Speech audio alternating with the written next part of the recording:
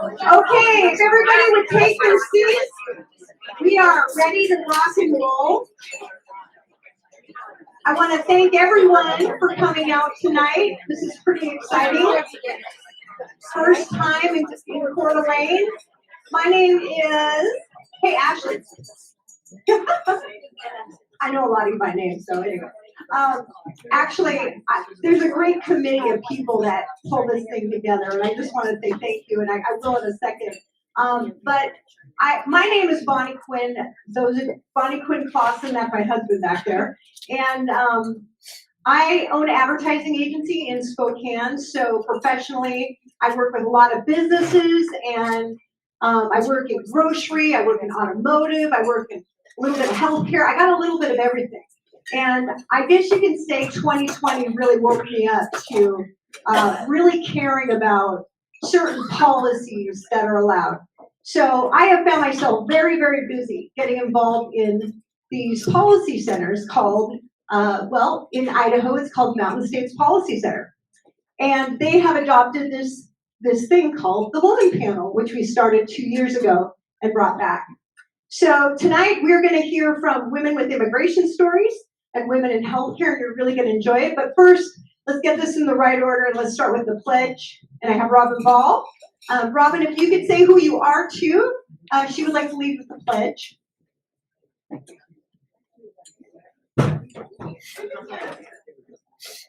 I'm good. My name is Robin Ball. I'm the former owner at Sharpshooting Indoor Range and Gun Shop. We sold 2 years ago, and our son is running it now. Fortunately for us, he lets us have a key. I have been running a business in the state of Washington, so bless all of you Idahoans, because it's a little bit easier game over here on the side of the border. I've been involved with the women's panel since Bonnie brought it back this year. I wasn't involved when she first started 2 years ago, and I hope you all enjoy the night. I do want to invite you all next month, March 20th, to the one that we're doing in Spokane, and it's the free market and the law. And so if your eyes glaze over when I say attorneys, just trust me when I tell you I got to sit down with the three who are presenting for an hour and a half. It's rare that I didn't say a word, but I didn't. The three of them are fantastic, and they know where they're going with the subject matter, and you'll really enjoy it. So I hope you can all come to Spokane. And now join me in the pledge. I pledge allegiance to the flag of the United States of America and to the republic for which it stands, one nation, under God, indivisible, with liberty and justice for all. Thank you, Robin. And just to remind you, it's going to be March 20th at the Gathering House in Spokane. It'll be Janae Ball, Debbie Kurvitz, and Julie Olds. And I want to say a quick thank you to all the table captains. If you wouldn't mind standing real quick, I want to acknowledge Elaine Damshin, Tracy Richmond, Shannon Armstrong, Reshma Allen, Jill Olson, Julie Shiflett, Debbie Kurvitz, Ken Clausen, thank you, Ken, and myself and North Idaho Republican Women. Thank you very, very much. We certainly appreciate it. And once again, I told you about the women panel. This is about women who believe in the free market. I saw that every women's group I went to talked about, oppression, and it talked about things. I want to talk about empowerment. I want to talk about how women are doing amazing things. And I have found that women on the right were pretty bad about, if I dare say it, unionizing and working together to tell their stories. And it's time that we learn how to work together and really talk about your expertise and what you have witnessed. And this is also protected for women who believe in the free market, which I am one of. Our purpose is to give the voice to today's female experts in a safe environment, unite women by sharing thoughts, ideas, and concerns, and raise up the next generation of female leaders. Chris Cargill and Jason Mercier from Mountain States, but I'm going to play a video first. And where are you, Anthony? Anthony? Right here. You're on. Oh. Yeah.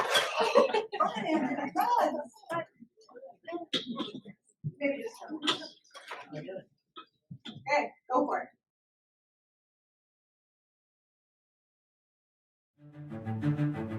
It's been said that politics is nothing more than a maelstrom of scrambling interests. The Irish in the 19th century. Spare me. We will not yield to the gentleman, and the gentleman will observe regular order.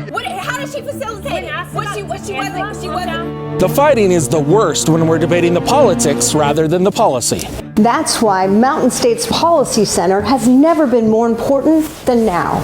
At Mountain States Policy Center, we're in the idea business, and we put free markets first. Free markets are the most revolutionary force for change the world has ever known.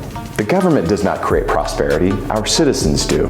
Free markets first means putting families, children, small businesses first. Free markets first means doing everything possible to arrive at solutions that come from you rather than from the government. Our organization is unlike any other in the country, fighting for free markets in 4 states instead of just 1. Because we're connected, a bad policy in 1 state eventually makes its way to another. Tens of thousands of our fellow citizens are moving here, trying to escape bad policies from other states. But when they get here, what will they find? And who will they listen to? Mountain States Policy Center is that voice. Facts and data without the drama. We're here to support freedom and choice. Small business freedom, education choice, and limited transparent government. We are here as a beacon of truth, and we will never be afraid to fight for what is true. The fans of socialism are loud. Big government policies seem unending. Saving the country means putting free markets first. And that's exactly what we'll do at Mountain States Policy Center. We hope you'll join us. Chris Cargill, do you want to say a few words from Mountain States Policy Center? And thank you for taking on the woman panel. Yay! Thanks, Bonnie. Good evening, everyone. It's great to see such a big crowd here in Coeur d'Alene for our first woman panel event. I just want to thank Bonnie, thank the staff that has put together this event. We are proud to be able to sponsor and be kind of the driving force behind the Mountain States Policy Center's woman panels. And I just want to thank you all for being here. I think, how many of you know about Mountain States Policy Center, what it is that we do? So about half in the room. Great. So how many of you have heard of the Heritage Foundation? Okay, or the Brookings Institute, or the American Enterprise Institute? Those are, of course, all national think tanks. We are a think tank on a statewide level. So we're based right here in Idaho. As you saw in the video, we cover Idaho, Eastern Washington, Montana, and Wyoming. And we're not in the politics business. We don't tell you who to vote for. We don't tell you which political party is great. What we do tell you is, from a free market perspective, what is the best idea? Who has the best policies? What policy is most likely to result in the greatest amount of advancement for not only our children, but also small business owners and citizens throughout our region?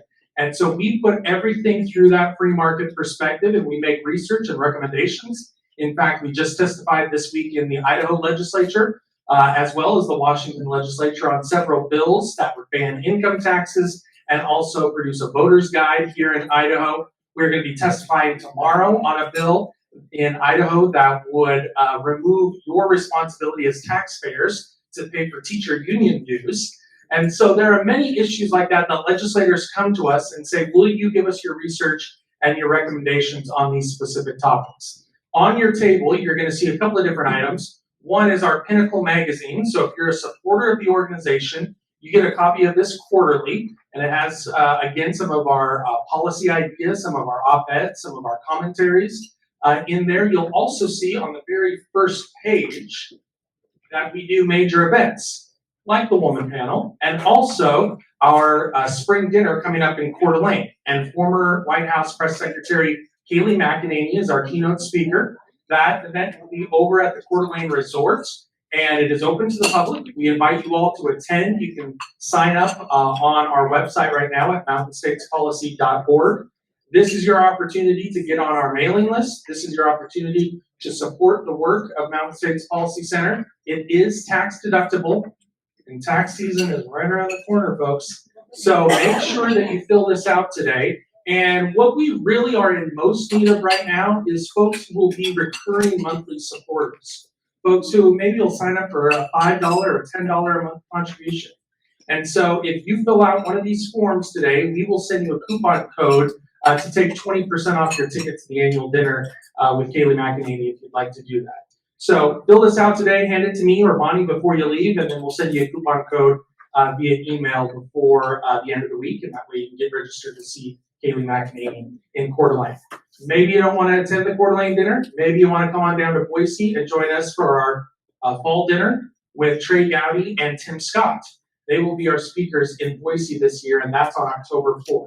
So either April 12th here in Coeur d'Alene or October 4th in Boise, and we'll see you at one of those events. And thank you all for your support of MSPC.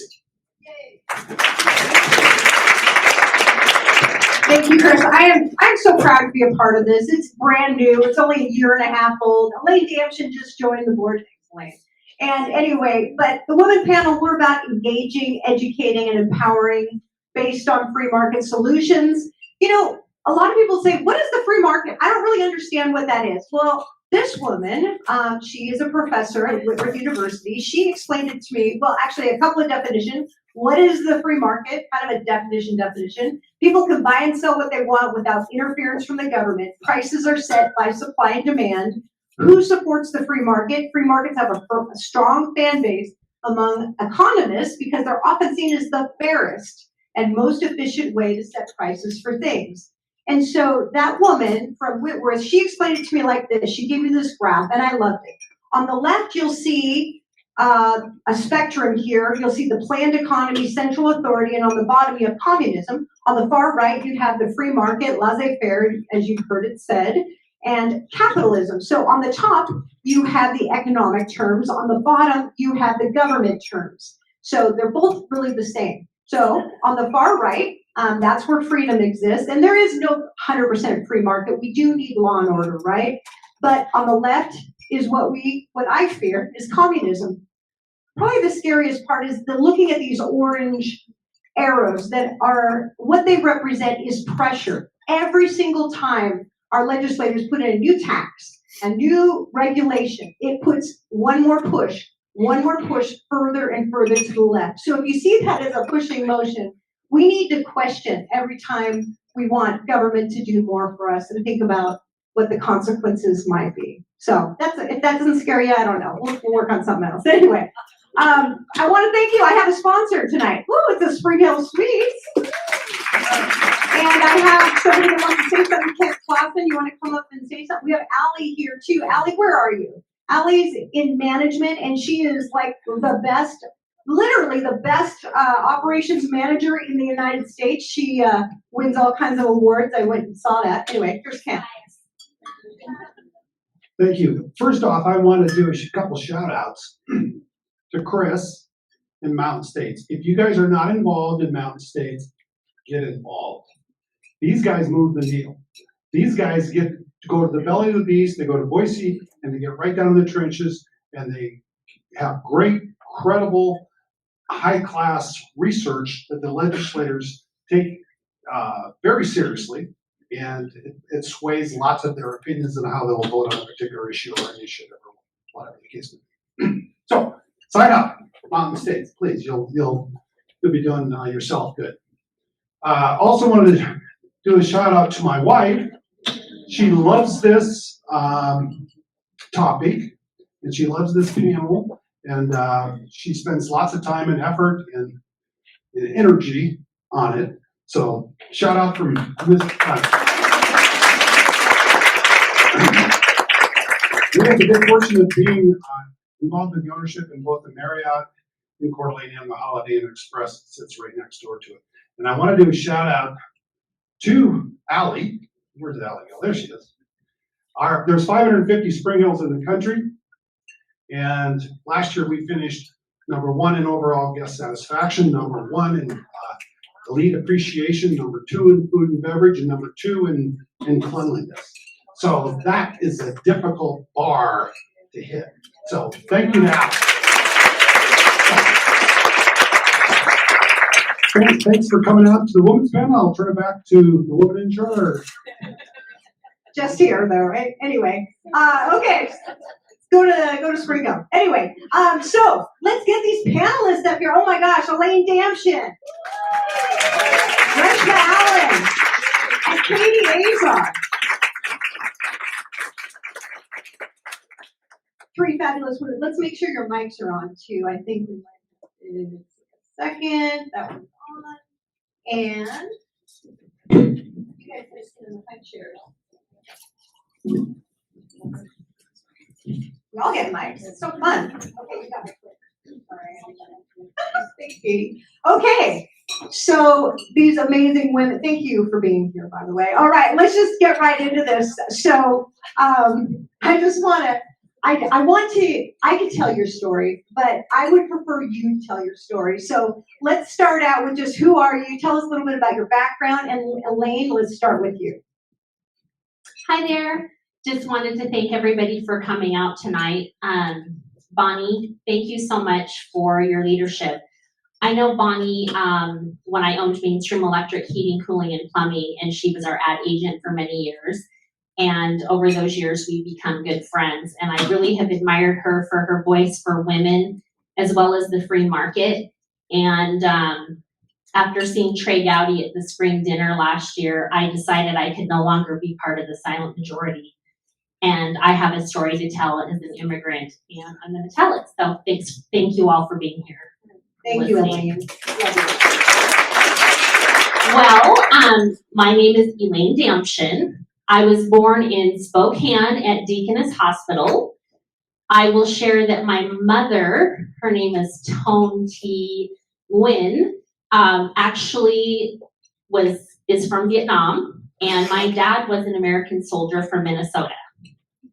They met and fell in love, and I was born. So here I am.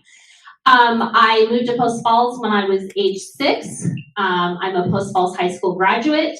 I went to North Idaho College on a cheerleading scholarship and ended up in Boise at Boise State and got my undergrad in elementary education. And I am a first-generation college graduate in my family.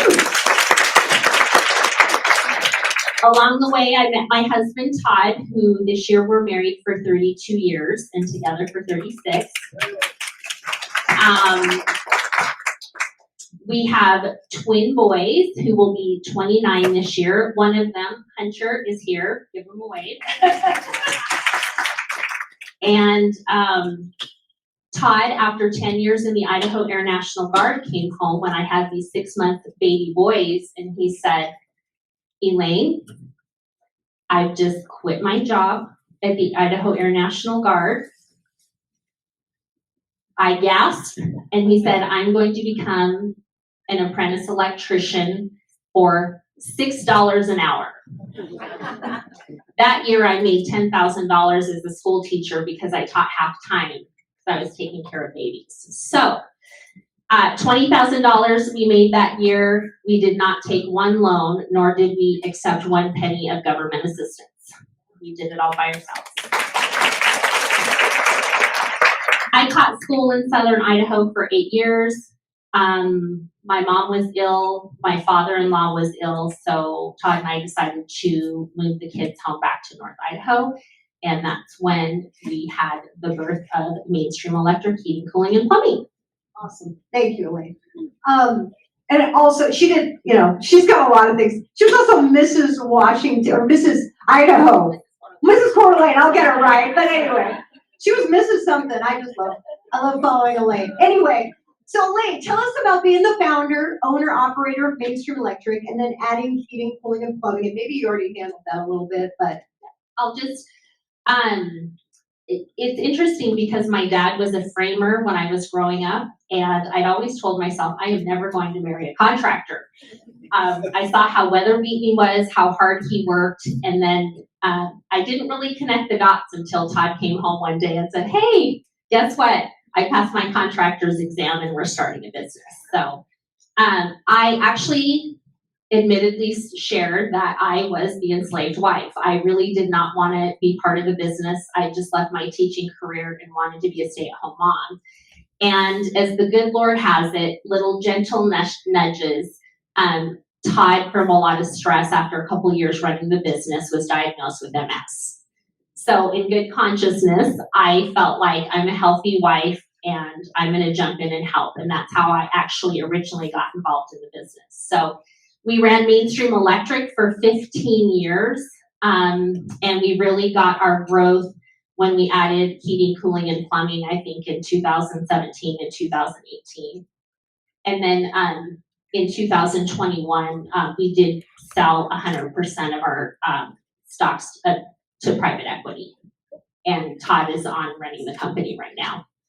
And Hunter and his twin brother are plumbers. Awesome. And if I might say, you guys went from nothing to how many employees? And we started out with just Todd and me many times over the first couple of years. But then when I left a year ago, I actually did retire, and we had 96 employees. 96 employees.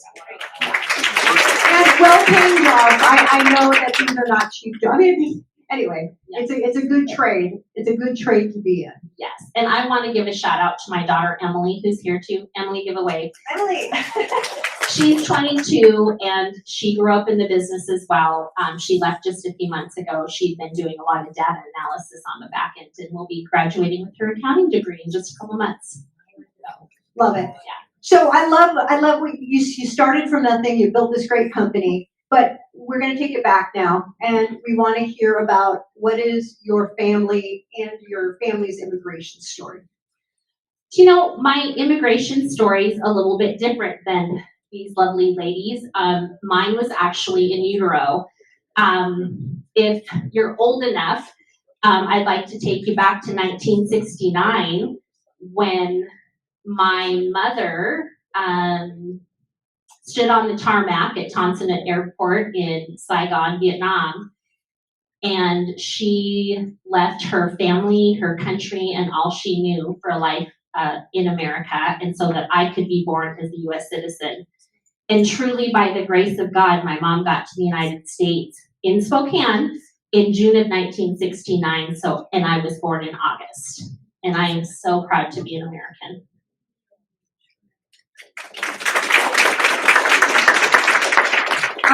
So, you know, since then you've been able to go back and look at what that was and what we have here in the United States. Would you be able to achieve what you accomplished here in your native country? Oh, heavens no. I mean, first of all, as a product of the Vietnam War, I would be considered Amerasian, and Amerasian children had a Vietnamese name in Vietnam called Bù Đói, which meant conceived in the depths of hell. So I probably could have been killed in 1969, or I would have had to have been hidden in the family and raised in a country with no opportunity. Also, if we look at opportunity, I mean, we went from $6 an hour in my half-time teaching salary to being able to sell my company 2 years ago when I retired a year ago, and I'll be 55 this year.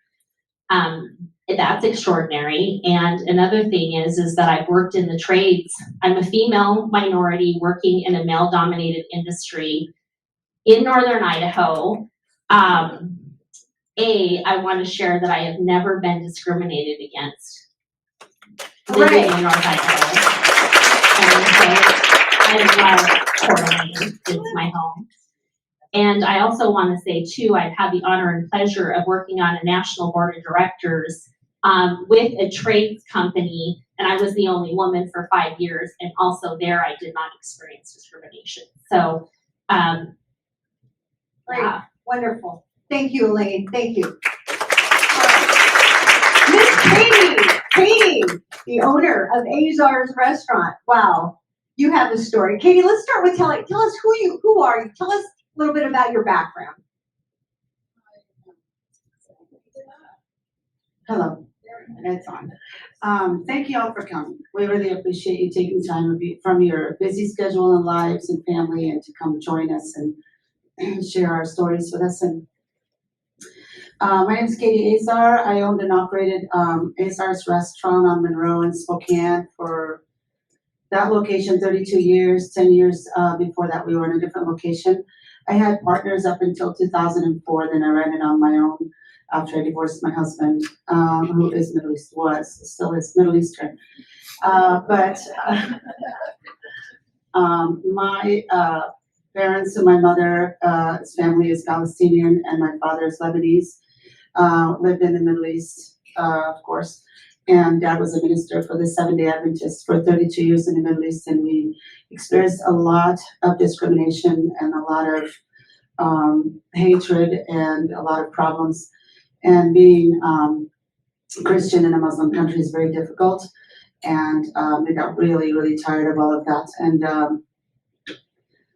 my father used to always speak about leaving the country for safety. A lot of it was for safety, and wanted to come to America and live with the Americans and with the Christian Americans, where we could worship our Lord Jesus Christ in safety and not be afraid and not be worry about somebody coming into your church and shooting you up, or coming to your home and assassinating you because you're Christian. And there's many times my dad had been arrested and interrogated, and luckily and by the grace of God, he talked his way out of it. And so all of these things, and going through revolutions. I was born in Iraq. That's where my parents were at the time. And so we went through 2 revolutions there, and then my parents moved back to Iraq, and to Jordan. And then we went through a civil war, and then a 6-day war in Jordan. So we came from revolutions to war. It was pretty, they got tired of it and wanted better opportunities for us. And being Seventh-day Adventist and keeping the Sabbath was not the best thing for us, because naturally they assumed we were Jewish, and they don't like the Jews in Jordan, or in Iraq. So they, we had a double whammy. So we are Christian, and we kept the Sabbath. So we were in a lot more danger. And my father, being a Christian minister, was considered ambassador.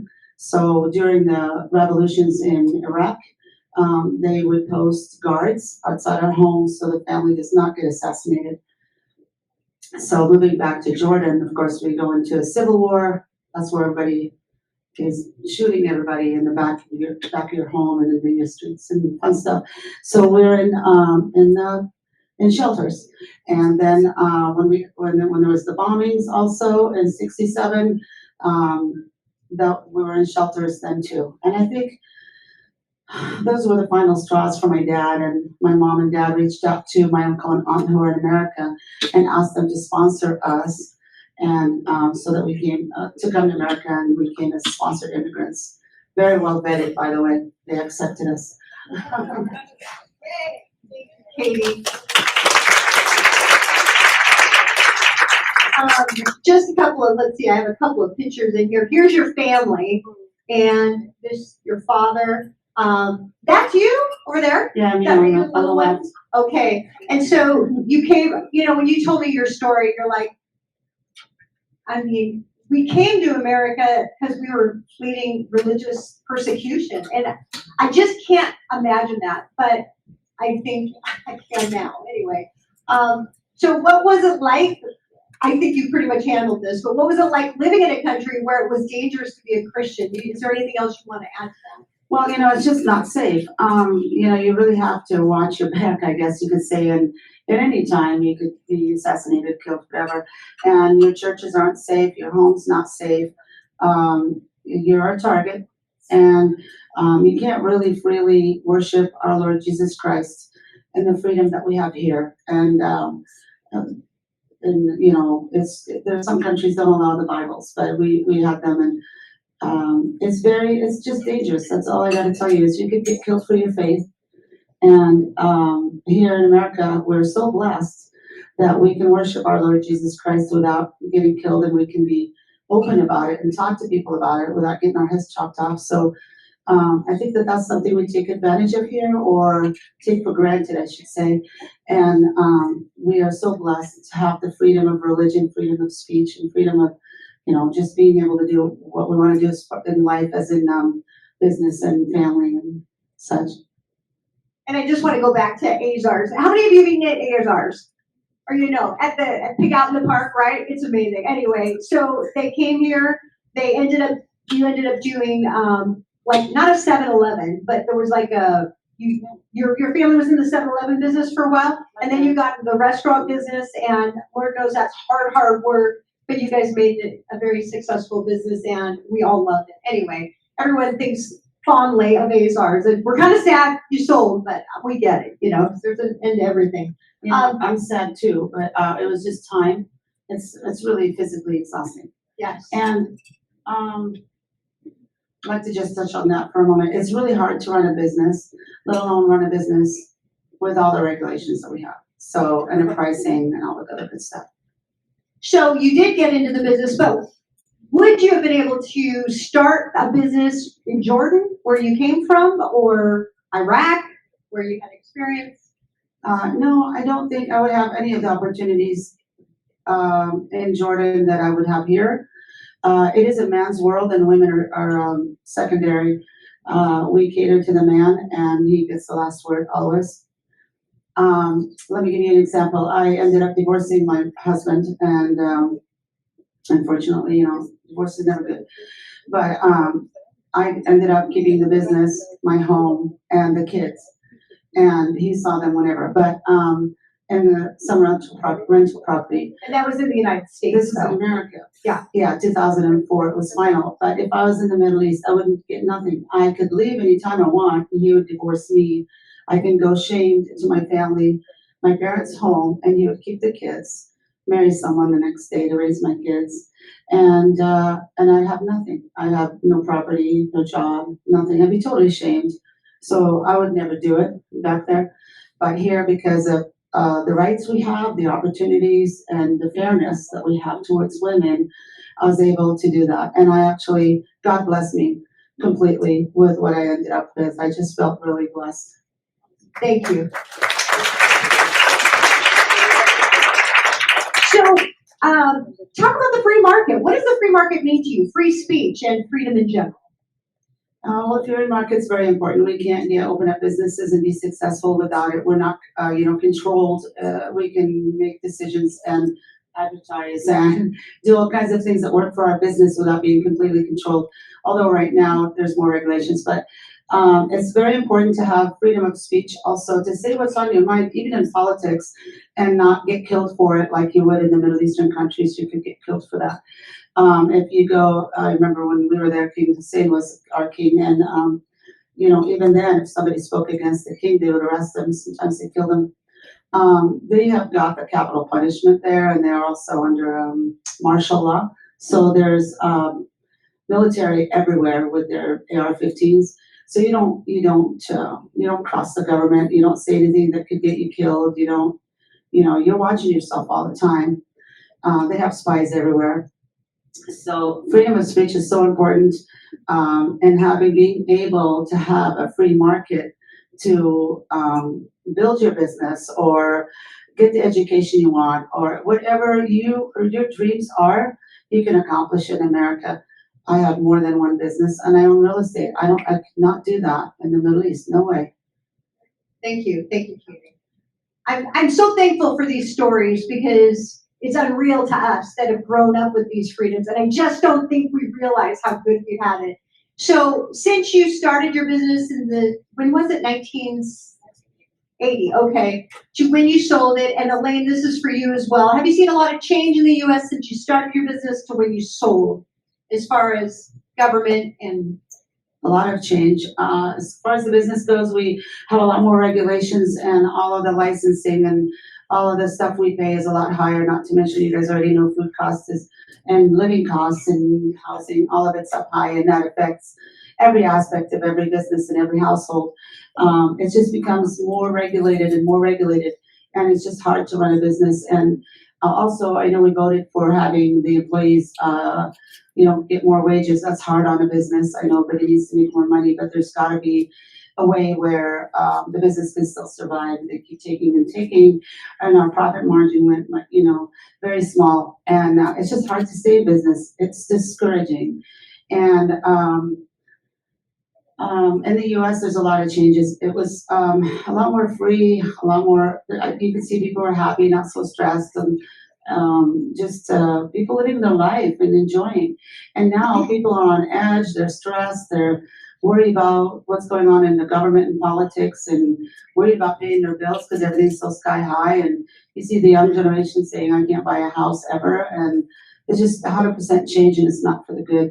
It's really important for us, I believe, that we vote for the right people to go into office to help us change these regulations, because if America goes down, the world goes down. We prop everything up, and we have to be careful what we do. We have to be proactive because we can't lose this. We don't want to be like these other countries that just don't have any freedom and all government, and everybody wants to come here. Everybody wants to come to America, enjoy the freedoms that we have, that we take for granted. I don't. I love America. I know what we've got, and I'm so thankful I'm here, and I thank God every day for it. Thank you.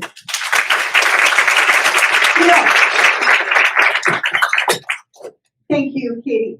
I should have given you guys a better introduction. I usually do. Elaine, okay, so what about you? You moved from Idaho to Washington, your business, right? And we did. Yeah, you went backwards, sorry.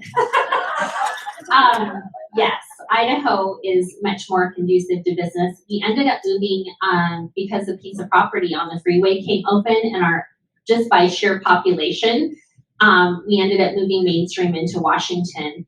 And I guess I'm going to speak freely in here. What has changed? We moved into the state of Washington.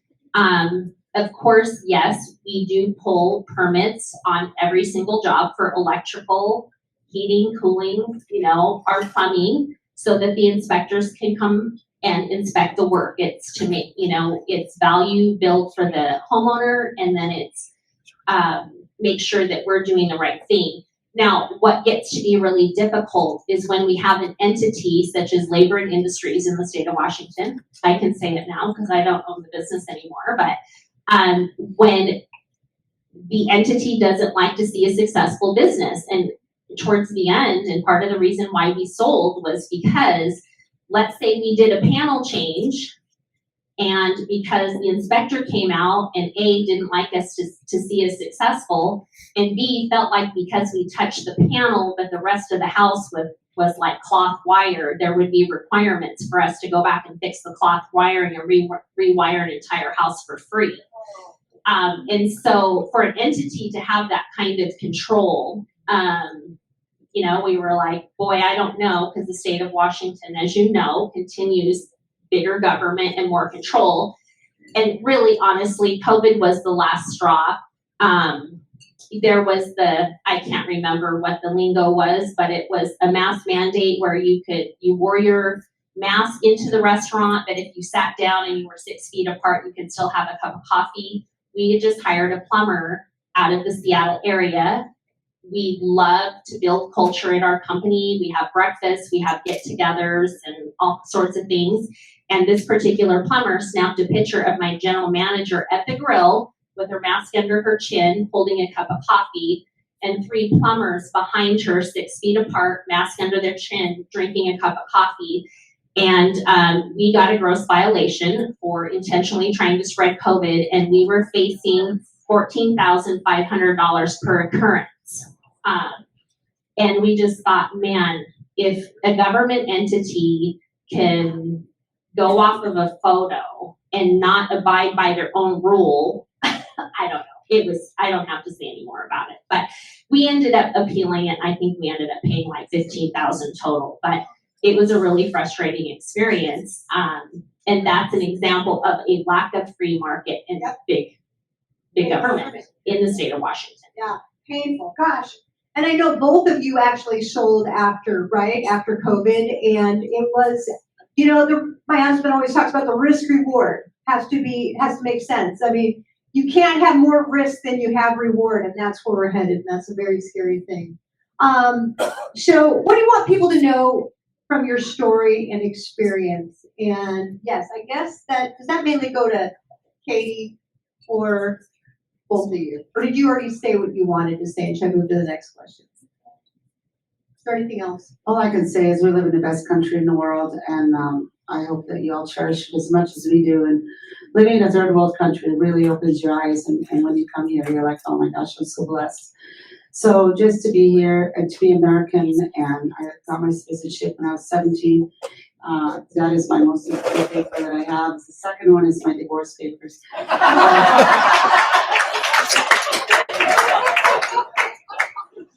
Says on the envelope.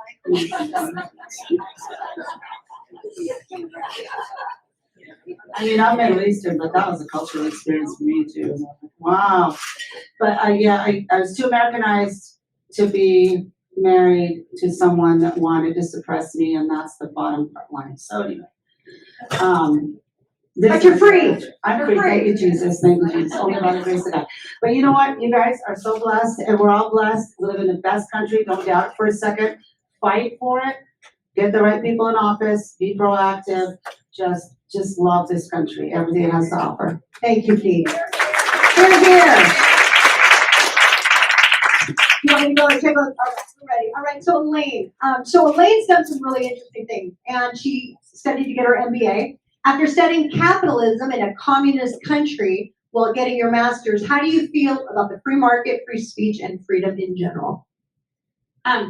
Again, another nudge from God. We got into the recession in 08, 09, and I thought, how do I be proactive and be able to read the economic landscape of our country and not feel scared being in business? So I enrolled for my MBA down at Boise State.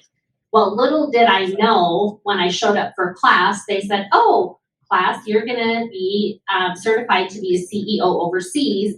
Next year, we're going to go to Hanoi, Vietnam, and study capitalism in a communist country, which I did. And what I want to share about what I saw and what I feel like could potentially happen in this country if we're not paying close attention. So I spent 10 days with my classmates and professors in Hanoi, visited a variety of different businesses and learned a lot. And much like you shared, there were soldiers on every single corner with their ARs, swinging their batons, reminding people of fear and to mind your P's and Q's in that country. And in Hanoi, there's a huge roundabout. And if you want to go shopping, there's these offshoots of streets, if you could imagine. And so they have it segregated. So if you need something for your kitchen, you go down this row and you get your kitchen towels, pots and pans, so on and so forth. The one that I was interested in was silk scarves and silk blouses. I literally walked 3 miles down silk scarf row, and each vendor, typically a woman, had about this much space, and each person for 3 miles had the same exact product, all priced at the same exact cost. And by the time I got to mile 3, even a half a mile, can you imagine the desperation of those people's eyes wanting and begging us to buy something? So what I learned is, in a communist country like Hanoi, like Vietnam, is the country controls the vendors. One vendor, that's why every single person had the same exact product. The country controls the pricing. Every single person with this much space had to be priced exactly the same. No one is to stand out and make more money than another, and it's to suppress the human being and the human spirit. I bring that up because I feel like in the United States of America, and I mostly focus on stuff in the trades, is right now there's lots of legislation on, can you use gas, water heaters and furnaces, or stoves, or is it electric? And legislation in the state of Washington, can you even use fuel-powered lawn equipment? Because they want it all to go to electric. Or California, who says, let's go all electric, but then they're getting text messages saying don't charge because they're out of electricity and they have to recharge. To me, those are signals of suppression, big government, and suppression of people in the United States of America. And as we let it happen, I have a picture of what communism is and what it looks like in Vietnam, in my home country, and that's not where I want this country to go. Annalene? Yep, I'll go ahead and share. And so I want to circle back to my parents. Like I said, my mom was a Vietnamese citizen. She did legally become an American citizen when I was 5 years old. My dad was an American soldier, and they did meet and fall in love in Vietnam. And part of, you know, you guys, how many of you saw the movie Sound of Freedom? Like, human trafficking is a big issue in this country and all over the world.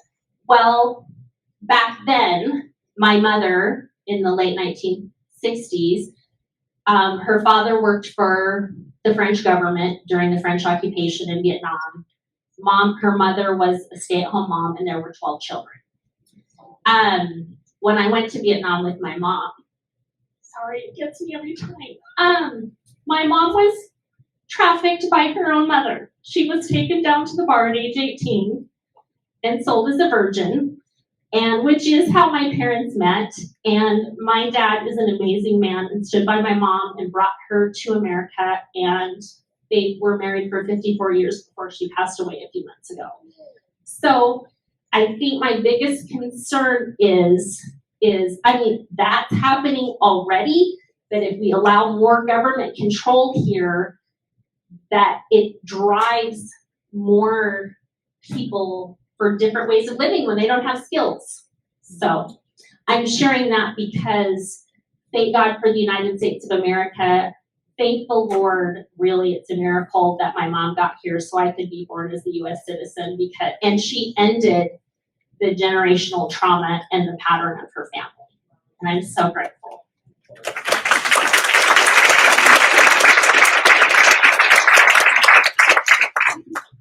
Thank you, Aline.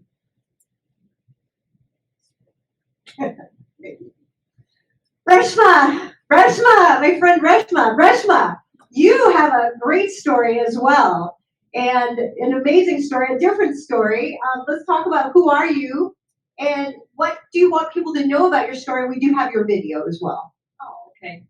Hey, everyone. Thanks for coming here tonight and listening to our stories. And we all have a story, don't we? Yeah. And I was born and raised in Fiji Islands. My background is from India. My grandfather was brought to Fiji in 1800s as a slave to work on the sugarcane fields. So, so went through a very difficult time in his generation in my country.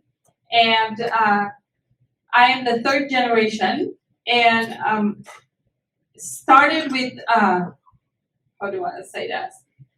With me, in year 2000 and 2001, there was a coup in Fiji, and I was just a young adult. And my family owned a business, sugarcane business, and 10 acres of land. And our government decided in Fiji that Fijian government, they are the natives of Fiji, decided that they didn't want Indians here anymore. So our family was told that we are going to take everything you have and put you on the streets, and you can go back to India. So I was just a young adult when that happened, and it was the most horrifying time in my country where, you know, the government comes in and takes everything. So in a day, we were without a nation, without a leader, and nothing was ever given to us to help us. How do a group of people, middle-class working people, leave the island? And most of the people who had white-collar jobs, we called it, the cream of the crop, Australia, Canada, and New Zealand had a merit-based visa. So because of their trade, they were accepted in these countries. And they left our country, the Indians, and rest of us were left.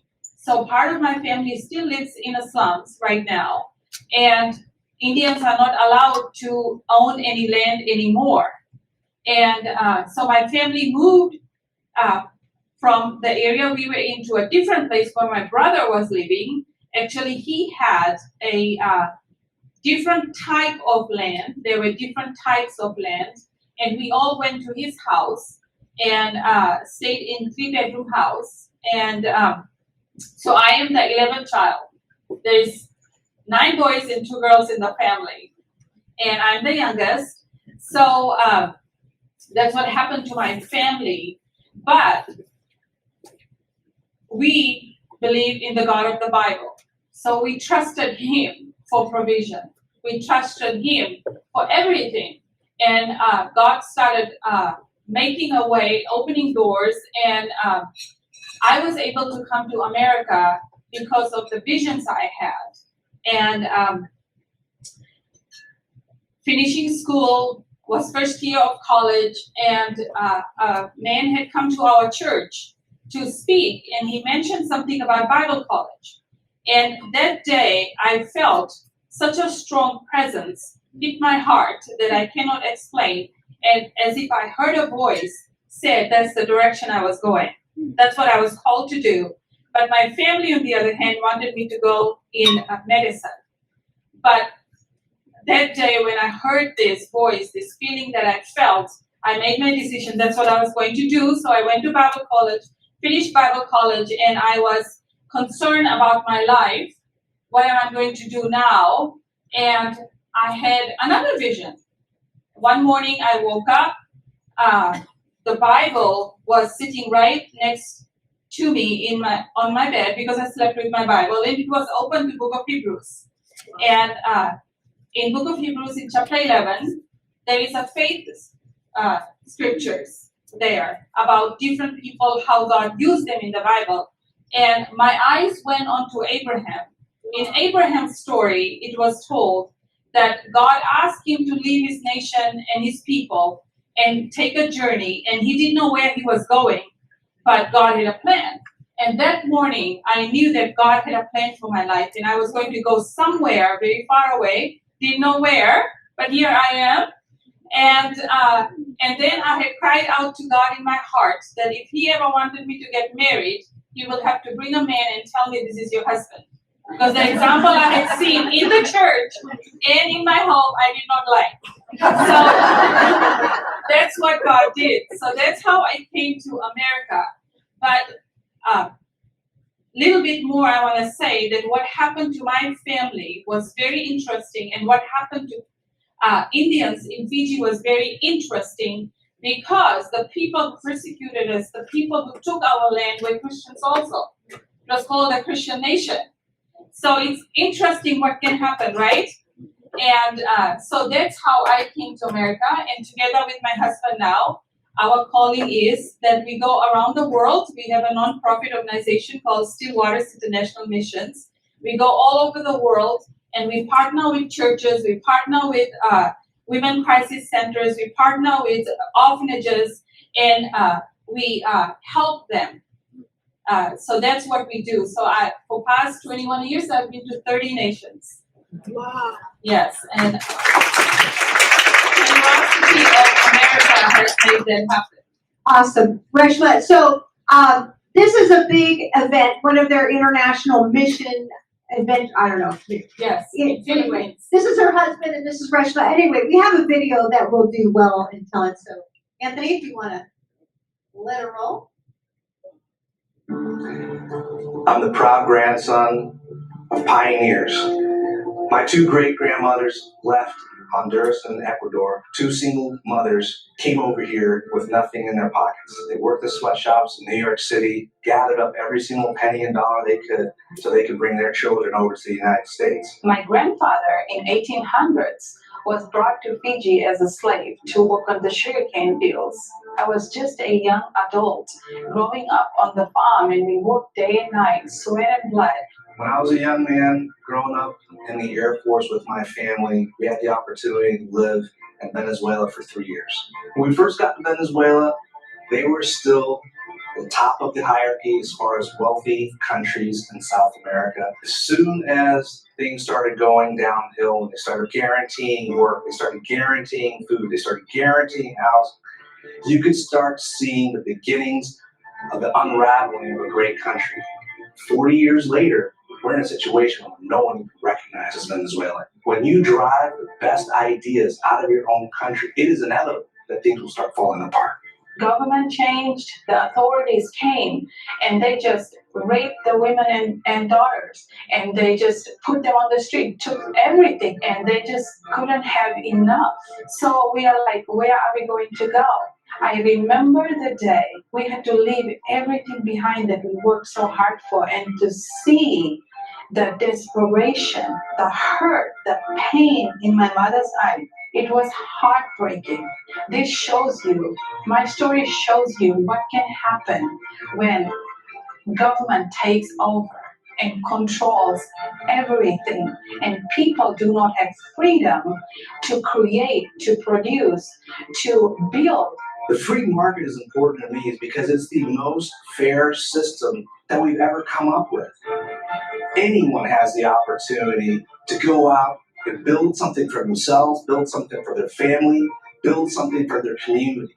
And it's not somebody else deciding who the winner or the loser is, but it's a result of how much work you're willing to put in, how much faith you have in yourself and in your family, and how much you really want to help out your community to make it all better for everyone.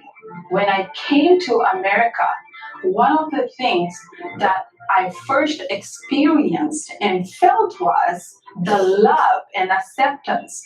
And I felt like I could do anything I wanted and be anything I wanted if you just work hard. The potential is just amazing. There is no limit to it when there is less government regulation. More wealth can be created. The reason I'm so concerned is how quickly that demise came. And unfortunately, I see us going down to the same end. We have time to change it, and that's my best hope. I would like to encourage you to stay free. This country has a gift, and it's freedom. I am Reshma Ellen, and I'm originally from Fiji Islands, and I am a testimony that free market is for everybody. I'm Ty Barbary, I'm a proud Latino business owner, and I'm a testimony that free markets are for everyone.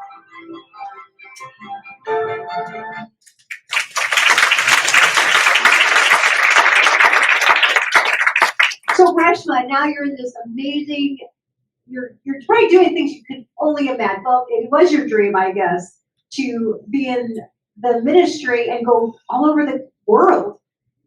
How does the free market affect nonprofits? Why should nonprofits care about protecting the free market? Because nonprofits depend on donations from the people.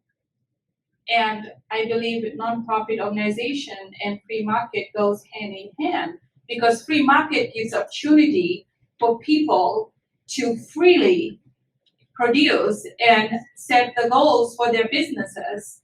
And when people have more, they can give, and it is voluntarily, and they're willing to give. But when they do not have, when they are oppressed, everything they make is taken through regulations and taxes, then they are not able to give. And also, in situations like this, I believe what happens when oppression comes, when people are not able to use their gifts and talents that are given to them by God to their full potential, then they are oppressed and depression comes and society breaks down. Because when we have more, it is human nature to share. All of us love to share. That's one thing that is so beautiful about America that I have seen over and over. America is a nation that gives. It's a nation that is there when there is disasters around the world. And people are so generous. The generosity of American people is the most beautiful thing I have seen. And so it helps nonprofits to operate, because nonprofit organizations actually help people who have fallen into hard times, going through difficulty. So they are able to share. So when people willingly give to a nonprofit organization, they also get tax exempt. That's one of the benefits they get. And so that's how it helps, because we are called to help each other. We are the ones, people are the ones that creates wealth. Government doesn't. It just takes and redistributes it.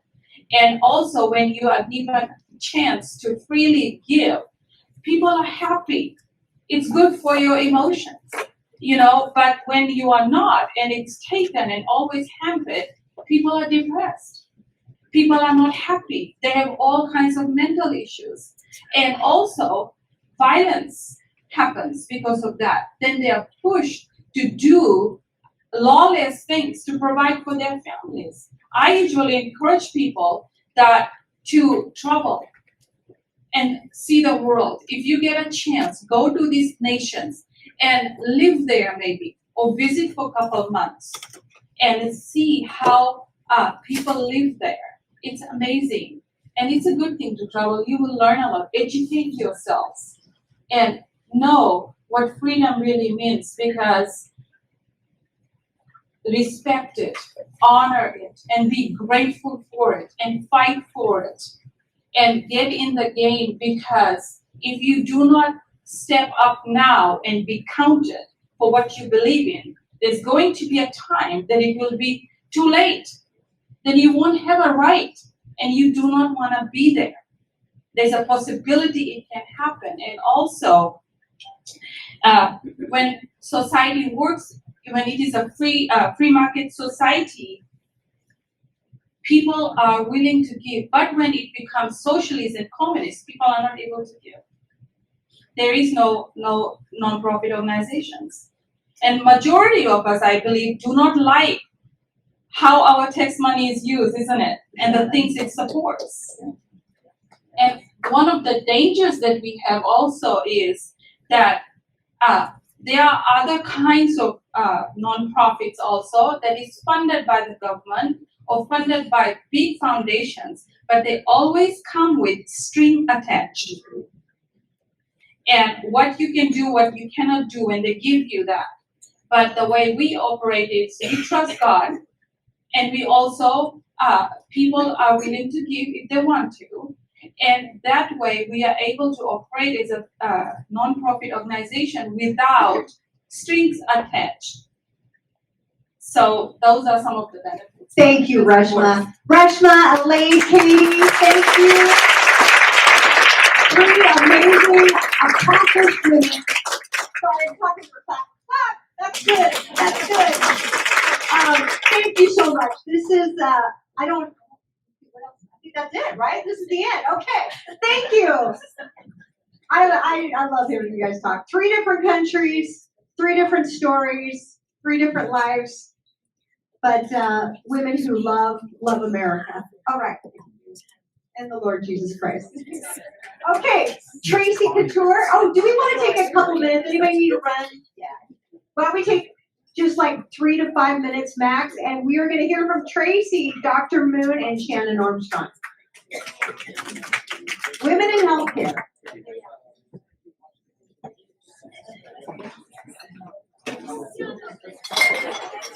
All right. Yeah. Yes. Who did that? I've been to one of those weddings. All right. Thank you. That got everybody quiet. All right. So please welcome this amazing panel. Tracy, right here, Tracy Couture, Richmond. She, she has a long history of healthcare in her family. Can I say what your mom used to be? Sure, why not? So Tracy's mom was the CEO of Providence. Yeah. So Tracy used to work for Kathy McMorris Rogers. And so she's got a long history, and now she, teaching something. I'm the executive director for the Spokane Teaching Health Center for the medical residency program for internal medicine and family medicine. Excellent. She's got quite a resume. And then we have Shannon Armstrong, who works at a hospital I will not say, but in the area. And she runs the administration side. So she gets to see coding and how that stuff works.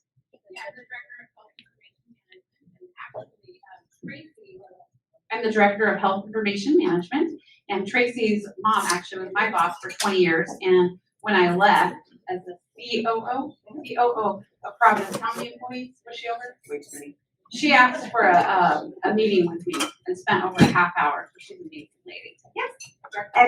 Excellent. So, and then She's kind of a superstar. We had Dr. Renata Moon, who appeared before Congress, testified before Congress, and many other things regarding vaccines for children. And then she came back to Washington State, and as I understand, didn't have a job anymore at the Washington State University. I'll let her tell that story, but it's a big story, and we're very blessed to have these three courageous women here tonight. So thank you. Please give a round of applause. So let's start. I think Tracy, were we going to start with you? Oh, sure. I can't remember. Anyway, who are you? What's your story? Well, as Bonnie mentioned, my name is Tracy Richmond. I am the executive director for the medical residency program. So when you think about residency, when doctors graduate from medical school, they have to go on for additional training. And so our focus is on developing primary care physicians and training primary care physicians for this region.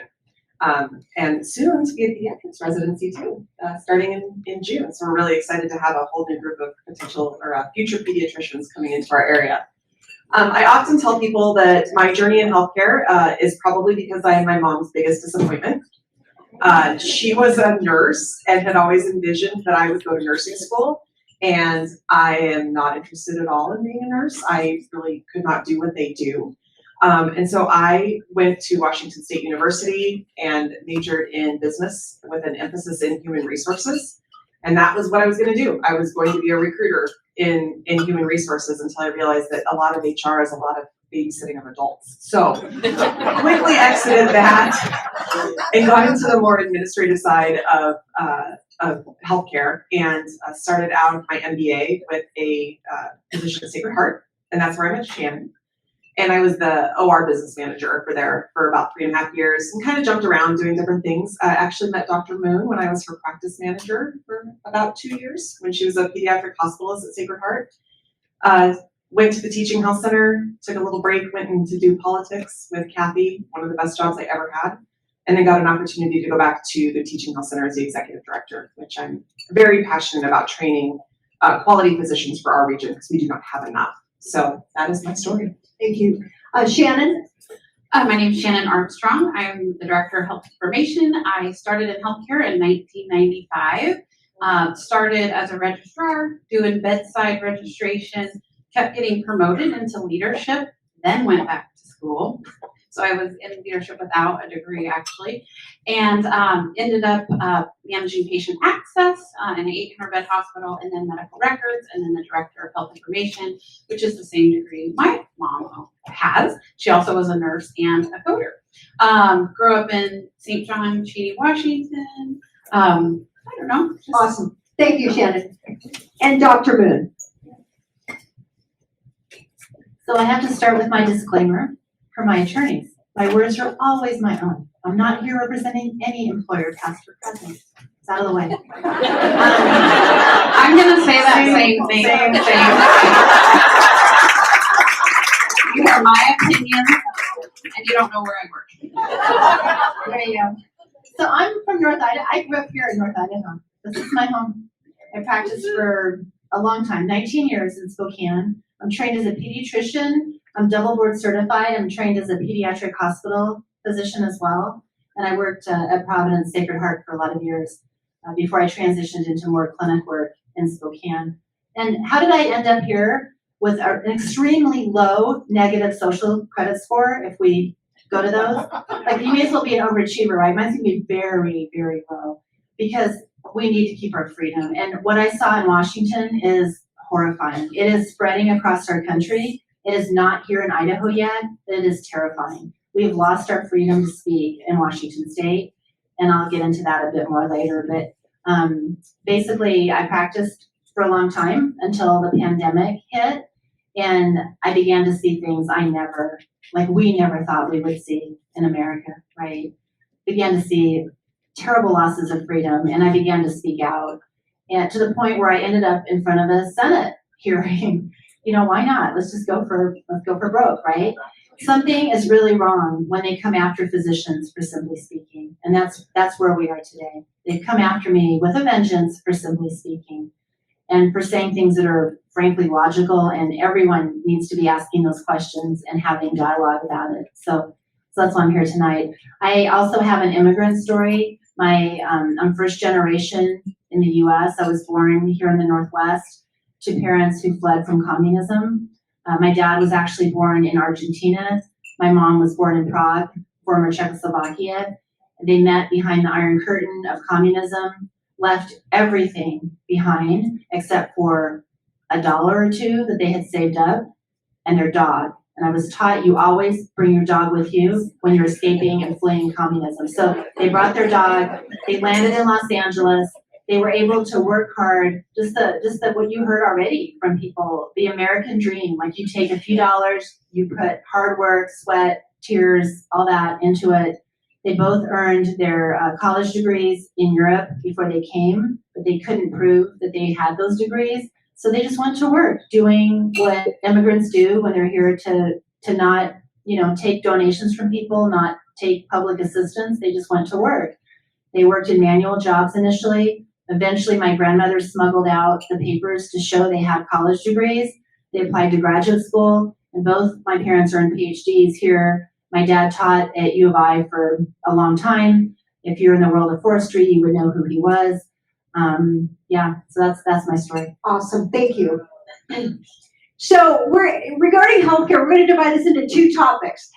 Basically, there's two waves that I see have affected the free market. First, we want to talk about the first wave of a big loss for the free market in healthcare was Obamacare, because, if I bring this back, the promises made where you can keep your doctor, it was going to be cheaper for all, and more efficient for all.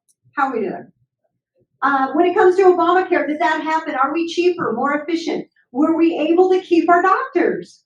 How did Obamacare affect? Okay, so let's just start with that. And I'm going to let Tracy and Shannon take this one on. No. That's the short end of it. Obamacare, none of the promises that we were made in Obamacare have been kept. I would say that some will say that, yeah, well, you have a few, but so are we cheaper and more efficient? No. I actually went to see my own doctor the other day because I know I need to go see an orthopedic doctor, but in order to get a referral to the orthopedic doctor, I had to go in and spend 5 minutes with my doctor where he pushed on my hip and he said, "Does that hurt?" I said, "Yes, there's your referral. See you later." So now my insurance is going to be billed twice. They were billed for a 5-minute visit that probably could have happened via email. And now then when I'll go to the orthopedic doctor and then I'll get caught in the quagmire of, well, now you need an x-ray and now you need an MRI. And now, so Obamacare really took away the physician's ability just to practice and to do what they know and what they've been trained to do. Now everything is a referral.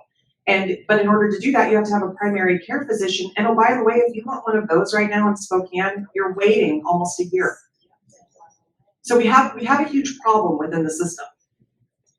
You were able to keep your doctors if your doctors chose to contract with the insurance company that your employer had, or if they chose to take you if you were a Medicaid expansion patient. We've seen now a huge wave of, because Medicaid dollars have not kept up with the cost of healthcare and what it's costing physicians to do their work, that they are taking less and less. For example, Kaiser in Spokane is not taking any new Medicare patients or any Medicaid patients unless you're on Kaiser Medicare.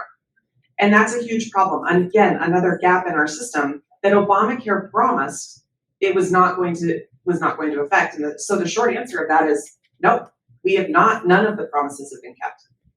And I would agree with that. I lost my physician. She was my primary care, my OB, and my family physician. And she suddenly called and said, "We don't take your insurance anymore." So she knew our entire family, and that was an extreme loss to us. I think for me with Obamacare, the biggest thing that impacted my world and what I do is called meaningful use. And what do you call it, Tracy? Meaningless use. Meaningless use. Interoperability, where our electronic medical records have to talk to each other.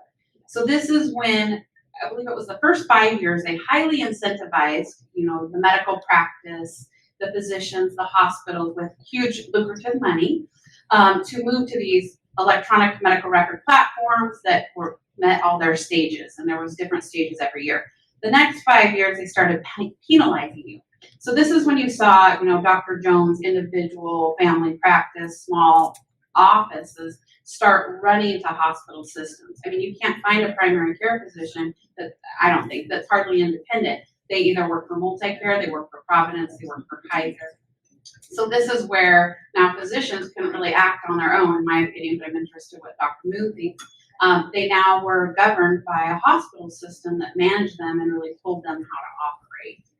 And to add to that, so at the time where all of this was really being implemented, that second stage that Sharon was talking about, and Dr. Moon can probably attest to this, she could be seeing a 6-month-old baby in the hospital, and if she did not check that that baby doesn't smoke, it would get put back to coding or back to her inbox in Epic, which is probably already hugely full and having to deal with orders and nurses' notes. And because you don't check the box that a 6-month-old wasn't smoking, she was at risk of not getting paid for that. Wow. And the hospital was at risk of not getting paid for that. And so that's why I call it meaningless use, because it actually wasn't solving for any of the problems that they thought that they were solving for. It was just creating a situation where you go to your doctor's office now, how many of you would say that your doctor probably spends more time looking at the screen than looking at you? Right, because they're making sure that all of those boxes are checked. And so it's not that interaction anymore that it used to be, where you go in and your doctor would say, how are you doing? You know, tell me about what's going on. They're asking you those questions while they're typing into a screen and not looking at you. It feels very impersonal now. It's not as much of a free market because the physicians couldn't operate on their own. They didn't have IT departments. They couldn't afford these huge electronic medical records. So there was a huge loss of freedom with our physicians and how they were able to act independently. And so that's. I know I'm not a panelist, but I just have to say, I hate it. I hate it. I mean, my health, I provide insurance for my employees. The costs have gone up. They've gone up. The care has gone down. The referral business is a joke. I mean, you go to one doctor to see another doctor to see it. It's just awful. It's a nightmare. Yeah, I mean, I don't even want to go to the doctor anymore. Sorry. Maybe I'll get to know you, Dr. Minute, maybe. I don't know. I mean, seriously, maybe that's what it's got to come to, right? And then the scary thing is when you actually get a bill and you see what, let's say you go to the emergency and you see what the bill is, and you actually see what all those things cost, and you want to fall to the floor. You're like, oh my gosh. The insurance company is paying for this? This is a joke. There's no transparency. Anyway, that's just me. I'm just not happy. So. I don't even go to the primary care physician anymore. Yeah. I just go to urgent care, Yes. Orthopedic urgent care. I got an x-ray, the doctor visit, the surgeon came in. Next thing and you have connections. And I've been stuck in that for years. It took 5 years to finally get my torn rotator cuff fixed by going to an orthopedic urgent care. So I'm kind of urgent care. All right, I think we all agree. Obamacare made Let me everything just worse. add one little thing. We really sold our souls, physicians did, when we began to work for employers. We sold our ability. And honestly, we didn't see it. We just saw we didn't have to deal with the business part of this. Isn't this great? Other people will do this. We can just see the patients. But increasingly, the shackles came down over us, right? We couldn't practice the way we wanted to practice anymore. And I first saw it, but I didn't know I saw it. Back in, would have been like 2003, a hospital I was working for in Idaho, down in southern Idaho, had a meeting for us, and it was called How to Be, you have to remember, physicians were invited to this meeting. It was entitled How to Be a Good Follower. That was the title of the meeting. And I remember walking in there thinking, what? They gave us wine, so we were happy. We sat there with some wine. But the whole topic was, what is your personality type? I'm like, pretty sure most of us are pretty darn type A, and we like to do things our way. We've been trained to do it a certain way. But it was all about how your personality type may not mesh with listening well to what we tell you. So here's how you can adapt your personality type. And this was back in 2001, right here in Idaho. So it's only gone downhill from there. I actually still remember, I'm old enough to still remember paper charts. We could see double the number of patients that I can see now in clinic, and I could be out the door by 5:30. I see half the number of patients now. I'm actually very quick with the electronic health record, so I've become quick with it. But I can only see half the patients I used to see, and it's death by 1,000 clicks. Like, it's just ridiculous. It's slowed us down. It hasn't helped healthcare at all. I completely agree, and you know, I know we're going to move on to what happened during COVID, and we could probably be here all night talking about what happened to the medical profession during COVID. And what happened to our patients during COVID too. You know, people are literally afraid to come into the doctor and their comorbidities and their chronic health issues worsened because they were too afraid to come in and clinics were closed down. But I will tell you that Obamacare is the first step towards Medicare for all. And anyone who does not see that and who does not believe that, I really encourage you to go educate yourself. Because as there is a group that is really pushing for Medicare for all you have to do is look at the countries that have that socialized medicine, for example. And I will tell you that we have a really good example of what that could look like in the VA care that our veterans receive here in the United States, where they are waiting for referrals. My husband needed a hip surgery a few years ago, and it was during COVID, and we went through the VA because he's a veteran, and they tried to do physical therapy with him over Zoom. The connection was terrible. He's already hard of hearing. And now you want him to do things on Zoom where he can't even see you. I mean, it just didn't even work out. Thankfully, we had insurance through me, private insurance, and we were able to get him out of the VA system. But the VA system is another system that people get stuck in, which is a good example of what will happen if this country moves to Medicare for all. And Medicare for all, also known as a single payer system, a lot of the unions, if you look at what your unions, over 60 of them are standing for, or one of their goals is to move you to a single payer. And they're using your union dues to do that. And if we move to a single payer, then we really don't have any choice. If there's only one choice, there is no choice. And so you look at, no matter where I've worked in Idaho or Spokane, in any healthcare system, we constantly have patients that come from Canada. They'll pay cash out of pocket for a new knee or a new hip because they've waited in their country for over 2 years. So if when you think the government is going to answer or solve your problem and that they have your best interest in heart, no. And so I mean, I'd love to debate with someone about this, but I don't think one choice is a choice. Not at all. All right, anybody want to debate that? No, just kidding. We don't. Okay, so I want to talk about Obamacare. Clearly, that was a disruption to the free market, and but the other thing that I saw happen in 2020, which for me was so scary, the second wave of loss of the free market healthcare was government intervention with COVID-19. What did you see happen due to government regulation or restrictions when it came to our healthcare response? And Dr. Moon, would you like to launch us? Yeah, I did be here for a while, right? I mean, I think the biggest thing that I noticed right off was that we received a letter from the Federation of State Medical Boards telling us that if we provided any misinformation about the COVID shot, this is kind of in 21, I guess, I'm jumping ahead a year, but, or maybe it was 2020, I have to look. We got the death certificate. I got a death certificate email telling me how to tell physicians how to fill out a death certificate. It was very early, but it was early. It was 2020 or 2021. I have a copy of it. It basically said, if you provide misinformation, we'll come after your license. And I sat there and I stared at this letter for a while. Like, how would anyone even know what misinformation is when you have an untested product that you've just launched on the public? You don't even know. How would you know what you don't know? And now you're trying to silence the people who would tell you about it. It was crazy.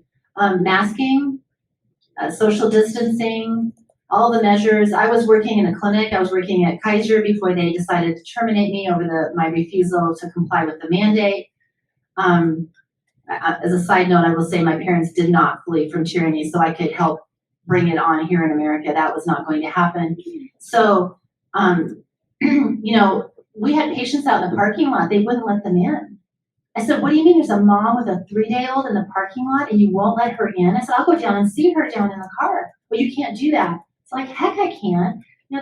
These are employers. These are regulatory agencies. These are directly from our government, from the Federation of State Medical Boards, telling us how to practice medicine, what we can and can't say. A letter from our administrative lead physician assuring us that this was a discussion about ivermectin. I personally didn't order it because children were fine from COVID, so I had no need to. But this was a letter where this physician referenced the New York Times as the article that we should read so we can be up to date on our healthcare. This is the crazy we were seeing coming from all of our, higher up agencies. So there was really no end to it.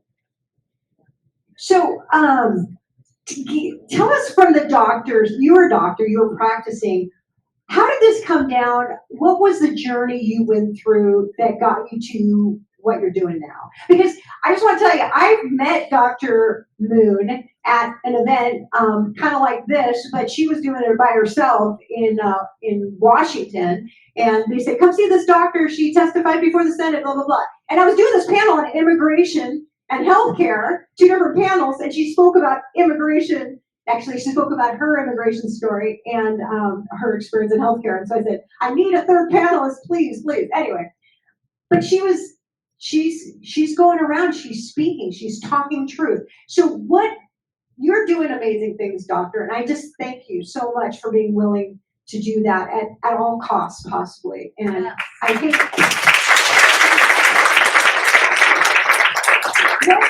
take us through the journey of what it was like and what was the aha moment that just said, I'm going for it. I'm just going to tell my story.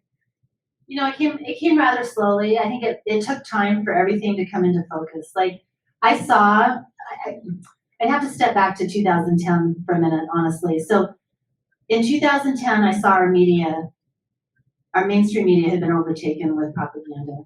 And I remember standing in my living room right here in Fernand Village and clicking between BBC and one of the mainstream channels and just standing there looking at, actually at that time, BBC had real news and our mainstream channel was garbage. And I remember standing there just going, what in the world? Clicking between the two. And then it progressively increased. And I first saw propaganda when I visited my relatives living under the communist Iron Curtain. That's where I first saw it. So I think all of us eventually saw it, right? But I saw it pretty early on. What I didn't do is I didn't connect the propaganda I was seeing and all the political unrest and turmoil. I did not connect that to what was happening in medicine until 2020. And then things really didn't make sense. So I'm sitting there, I'm a nerd, kind of, and I was sitting there with my calculator and I kept crunching the infection fatality rate number for COVID. And it just wasn't, I'm not trying to downplay COVID. COVID did make people very, very sick. I realized it was a nasty illness for some people, but I'm a pediatrician. For my patients, they were golden. They were fine. They did not have fatalities from COVID. And so I'm crunching these numbers and I'm seeing more and more kids come into my office who are profoundly depressed, who are suicidal, who are cutting, who are anxious because they have been they've fallen off a cliff in terms of their mental health. Now, granted, their mental health wasn't great to begin with because of social media and stuff we could talk about for hours, but COVID plunged them off a cliff. Now you've taken a teenager and you've isolated them from their peer group. You've taken them from everything they want and love. They were so fearful, so anxious. And I thought, why are we doing this? We as a society doing this to them when their infection fatality rate is basically zero. Like, why are we doing this to our kids? And around that time, the shot was rolling out, and I didn't know much about it, just like all of you probably didn't at the time. I researched it a little bit, but I still trusted my regulatory agencies. I saw them working back in the late 1990s. They had pulled some of the vaccines off the market, the rotavirus vaccine, for less than 100 cases of a rare intestinal problem. Now we have this. Surely they would have pulled it off the market if there was anything, right? So I trusted them. I naively trusted them. And then I began to see things. I, just for the record, never ordered the COVID shot for a child. There was absolutely every reason, looking at the data, to never touch that for children. But I'm not here. Like, many of us took this. Many people here took this. Many family and friends took this. This is not about that. It's about, do we trust our regulatory agencies moving forward? And I began to lose trust. And I don't want to tie up the evening, but I will say briefly, I was also teaching at the medical school, and I've taught my whole career as a separate thing. I've practiced and I've taught. I've worked more than full time. Yes, don't tell anybody. But I enjoy teaching. I think it's fun. And my students, I was pulled from my teaching in early 2021. I have this well documented. I was pulled because my students in my discussion groups had complained that I had caused them trauma and harm when they had asked me what I thought of the COVID shot as it was rolling out. And I simply said, you guys, I don't know much about it, but let's walk through it. What's the biodistribution? Where does it go? Is it intracellular, extracellular? Could it cause rheumatologic problems? Could it cause immune problems? Could it cause cancer? I was just critically thinking, and I was called into my chairman's office for that issue, that discussion with the students, and 2 other equally, honestly, ridiculous things that they came after me for causing them trauma and harm, allegedly for telling them the COVID shot might not be 100% safe. Now, these are medical students. I can assure you that aspirin is not 100% safe. There is nothing that you inject in your body that will be 100% safe. But this whole thing was coming down over our heads. I was watching our freedom go away. My freedom of speech was gone. I was crunching the numbers. I was seeing the devastation on the mental health of this region's children. And all of it was swirling around me. And then I lost my position with the clinic over the mandate. I was pulled from my teaching for having those conversations with my students. I was accused of being a racist, as if that was any sort of an answer to anything, but we know that's the answer these days, right? With this woke. And we need to stop calling it woke. It really is a Marxist revolution that's taking over our nation, and we will go under if we don't stop it. So I had happened to me what my mom witnessed. My mom was in college. She witnessed one of her professors get taken away. She never saw him again under communism. I heard that story growing up. I always thought, wow, that's scary. And then all of a sudden, I was that professor. I got pulled. I got purged for speaking. So I got to the point where I was seeing kids come through the clinic. I was seeing things in my community. I was hearing about way more cases of myocarditis than I should have been. I know what normal is with myocarditis. I've practiced for 25 years. I know what normal is. Extraordinarily rare. Maybe 1 or 2 cases in a physician's entire career on average. And all of a sudden, I'm hearing about it from all these places. And so I was invited to speak at the Senate hearing. I flew there, and I literally said at the Senate hearing, this is my anecdotal story. I'm seeing an increase in myocarditis in my community. This is a blank package insert from the box of mRNA product. When I pulled it from the box that I finally got my hands on, it was intentionally blank on it. And I said, we're being censored and silenced. Other nations have shut this down for their young people. Why are we giving this to our young children? And as a result of that, my medical school terminated me, my employment, and then reported me to the medical commission in a state where I've practiced for 19 years with an absolutely crystal clean record of patient care. I've never had a lawsuit. I've never had any actions. And the Washington Medical Commission investigated me for speaking at the request of a sitting U.S. Senator in Washington, D.C. So communism, in my mind, is absolutely already fully here. We're in the early stages of it. It's in its infancy. As it solidifies around us, as it hardens into a concrete, we will not be able to have a meeting like this without bad people barging in the door and taking us away. This is how bad this is right now. This is the direct weaponization of regulatory agencies against anyone who's critically thinking and speaking. And I think clearly it was meant to intimidate other physicians, other faculty, other staff from speaking out. This is not just me. This has happened nationwide. I'm sorry to take up enough time, but that needed to be said. So thank you. I agree with everything she just said. I agree, and I think that's why we were even nervous to speak this evening.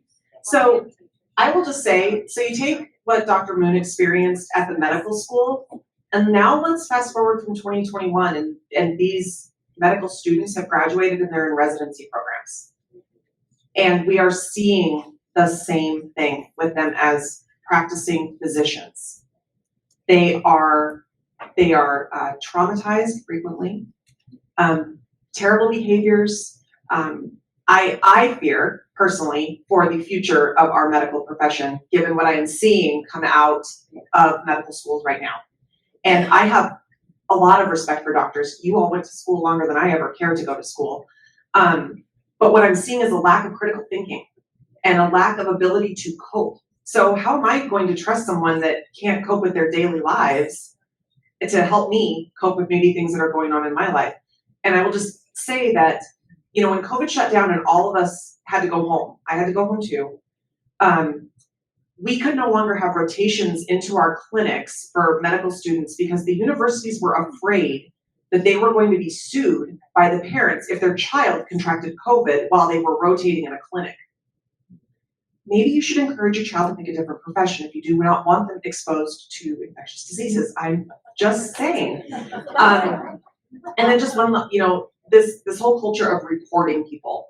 We saw that with a pharmacist in our clinic, wonderful pharmacist, precepted. We had a pharmacy student that came into the clinic and had symptoms. And at that time, we had to attest every day that we had no symptoms. She intentionally did not attest. And when the pharmacist asked her, you know, you seem like you're having some symptoms today, she said, oh yeah, but I need to do this rotation. I just want to be here. And she said, well, you need to go and be tested. You know, she has to follow protocols. The resident, instead of going up through the channels of her department chair or other remedies, she went straight to the student affairs office, reported this doctor for being racist, this pharmacist for being racist, and all of a sudden now the pharmacist has a complaint with the board of pharmacy. There was no opportunity for the pharmacist to sit down and have a conversation about what had transpired. And now her license is in jeopardy because she asked a student to please go and be tested per protocol. I can share a little bit. In the hospital setting, first of all, I'll just say I don't think governors should have the ability to shut down a hospital. And that's what we saw. This is where I call them drunk on power. They shut down all of our elective surgeries and procedures in Washington and Idaho. And so that's our bread and butter. So instantly I'm watching Healthcare Heroes on TV and our hospital is empty to the point I'm tearful. No one's there. I have no work for my staff. I have to send them all home low census. They're eating through all of their vacation time because I don't have enough work. So I run to HR and I said, we have a problem. I think we're going to have to furlough or lay people off or put them out on unemployment. I'd like to do this with their participation and get volunteers. I don't want to do this in the dark. So they agreed, and then we did this in every department in the hospital. Every department. We were out of work. Even the truly sick people were scared to come to the hospital because the panic media scared them to death, and they needed to come to the ER, but they weren't coming to the ER until they were so sick.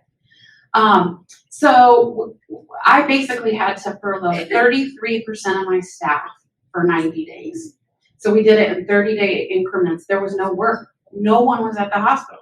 So the news said we were overwhelmed. We were not overwhelmed. And so what did this do? You weren't able to come for your preventative care. So we weren't doing colonoscopies. We weren't doing mammograms. We weren't doing those early detections of cancer. So within 90 days, we were $27 million in the hole.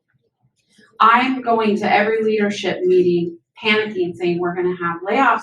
My husband had already been laid off because he was in the food industry, and they shut down all the restaurants, resorts, and schools. I'm thinking, oh my goodness, I might be laid off next, and we are heading to socialized medicine. We're going to go under.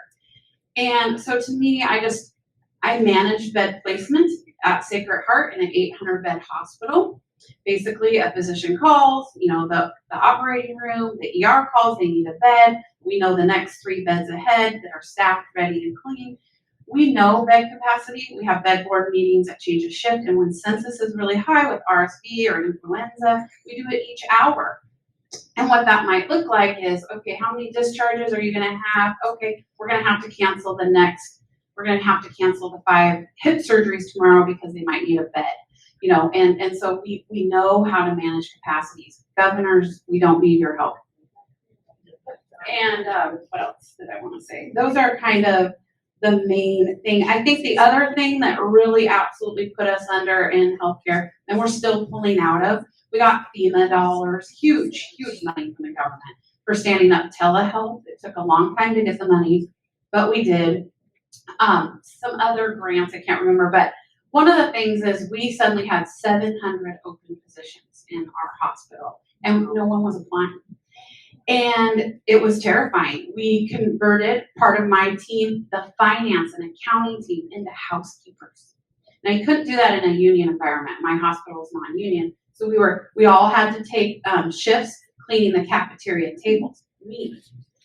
Saturdays, Sundays, it didn't matter. You were expected to row together. And I have to say, I love my organization for that. And the only reason that was possible is because we were not unionized. In a union environment, you would be taking someone else's work. So you can't cross another job line. So we were truly able to care for the patient as one connected team if we weren't. But so what did we do? We had to hire travelers. We spent $32 million in 1 year on travelers. And now we were dependent on them. And so we're still slowly weaning off of travelers. We've made amazing headway. I'm sorry, a traveler, I apologize. So a traveling nurse, they're making massive money. A traveling respiratory therapist, locums, physicians, ARNPs, nurse practitioners, physician assistants, a massive dependency upon them. And so I think people either just chose to retire, they chose to go on unemployment, they maybe went out during the furlough, it was hard to get them to come back. People went home for 90 days when there was no work and said, I'm going to cancel the cable, let's sell that extra car, let's sell our rental. I think I kind of like this peaceful life. I don't know, they weren't coming back. And then I think the other thing is people were very fearful of the vaccine mandates that were going on. We at my hospital had zero religious exemption or ability to not take it in the beginning. And so that did change eventually, but those are all things that really made us almost go under. Wow. Yeah. Thank you. Guys, sorry about the. Can I add one more thing? Yes. Really quickly. So the other thing that I think needs to be said is that because many of you are parents, right? Parents and grandparents. We saw kids being kicked out of their pediatric offices because their parents wouldn't comply with the narrative that was coming down from above. And that is so scary. You as a parent have the right to decide the health care for your children. Your children are your precious children. My mom, under communism, they all lined up and they were injected with whatever the government wanted to inject them with. This is back in the 40s or 50s. That's exactly where we're headed. Watching these families be kicked out of practices because a parent had declined a hepatitis B shot for a baby. You get hepatitis B from your mom at delivery or when you're sexually active. If you're a 6-month-old or a 2-month-old and your mom doesn't have it, you're not going to get it. This is ridiculous, right? You have to follow the protocol. You have to do as they tell you or you will be kicked out of the healthcare system. We saw pediatric patients denied solid organ transplants because their parents had refused to give them an untested COVID-19 vaccine. This is how terrible it was. I've never seen anything like it. Yeah, the protocol, I just want to talk about protocol. So if you don't know what a protocol is, if you're sick and let's say you get diagnosed with sepsis or pneumonia, there's a protocol and it's a set of orders that the nurses now know how to follow after the physician diagnoses you. So with COVID, there was a protocol. And I'm not a physician, but what I didn't like about it is it's just a set of orders and doctors were not allowed to really act differently. We cared for every single patient the exact same way. And if we didn't follow the COVID protocol, you didn't get the COVID reimbursement, which was a lot higher. So how did we expect any different outcome if we were treating everyone exactly the same? And then this goes back to 10 years ago when back to Obamacare, where physicians were no longer allowed to act independently. They had to do what the hospital told them. So that's what I didn't like, and that whole thing called remdesivir. Yeah, and I would just piggyback off of that and just say, look, if you're on an airplane and your airplane is an autopilot, that's great, right? You're flying along, and then something starts to go really wrong. I hate to fly, but it's really turbulent up there.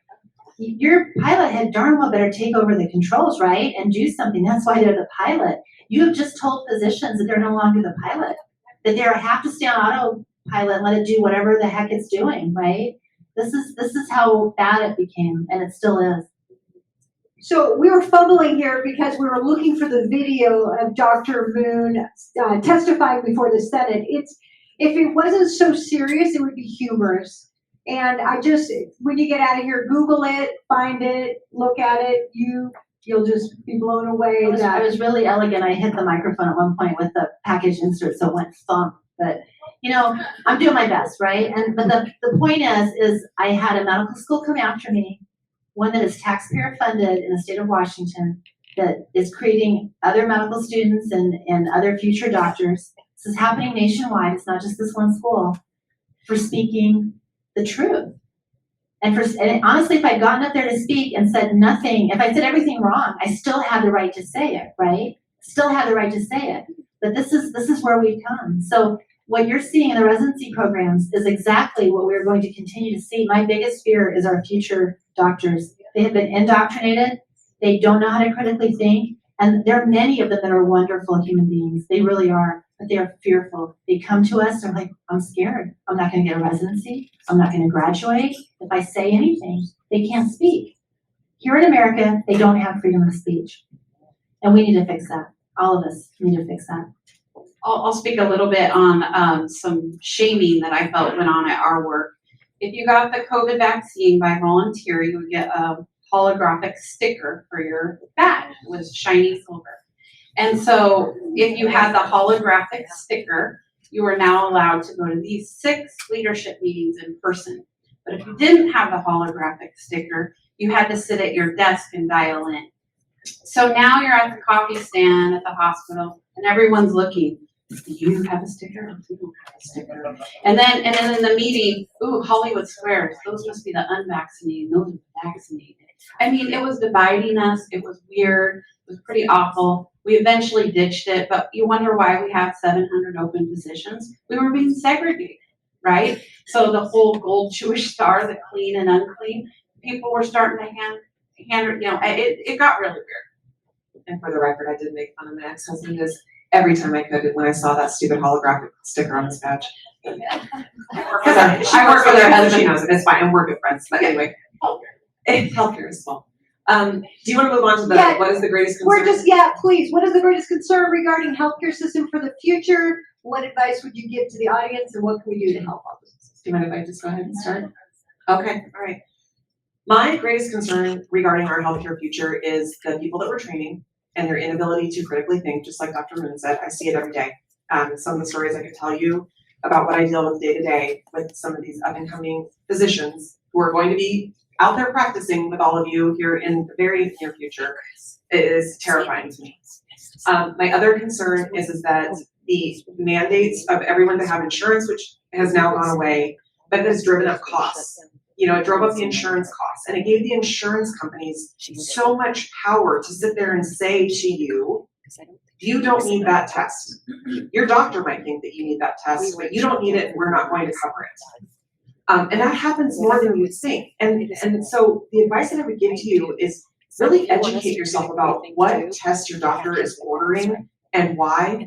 Find a doctor who will advocate for you. If your insurance company says, we're not going to pay for that. I needed a labral tear repair when I was 33 years old. I had an MRI that showed that I needed surgery, and my insurance company denied it because I was only 33 years old, and they said I didn't need to have this fixed. I'd done everything else, but they said no, because you're only 33. Well, what does that matter?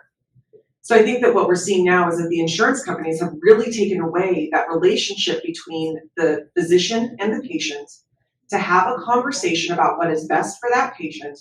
You're taking the patient out of the center of any decision making, and the doctors are beholden to whatever the insurance company will pay for, because that's what they're being told to do as part of the system that they're in. So be your best advocate. Right? If you don't know, or find a friend in healthcare. I can't tell you how many phone calls I get from friends where they're like, this happened to my family member, what would you suggest? Okay, well, here's where I would start. But the thing is that it's such a challenging system to navigate. If you don't know where to start, it's incredibly overwhelming. So be your best advocate or find an advocate. And what can you do to help? Educate yourself.